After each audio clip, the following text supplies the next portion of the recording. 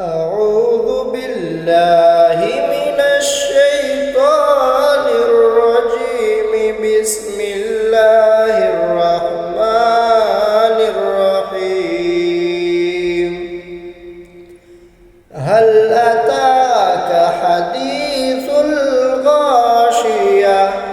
وجوه يومئذ خاشعة عاملة ناصبة تصلى نارا حامية تسقى من عين آنية ليس لهم طعام إلا من ضريع لا يسمن ولا يغني من جوع.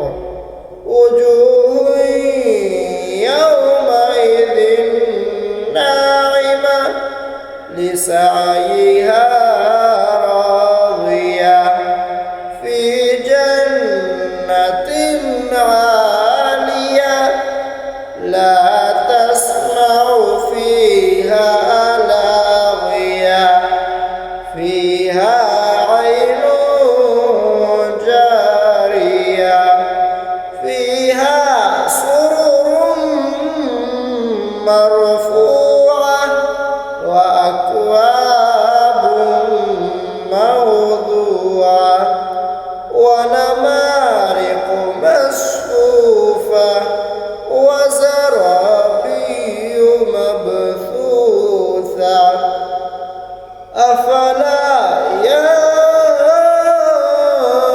ينظرون إلى الإبل كيف خلقت وإلى السماء كيف رفعت وإلى الجبال كيف نصبت وإلى الأرض كيف سطحت فذكر إنما أنت مذكر لست عليهم بمسيطر إلا من تولى وكفر فيعذبه الله العذاب الأكبر. إن إلينا إيابهم ثم إن علينا حسابهم. صدق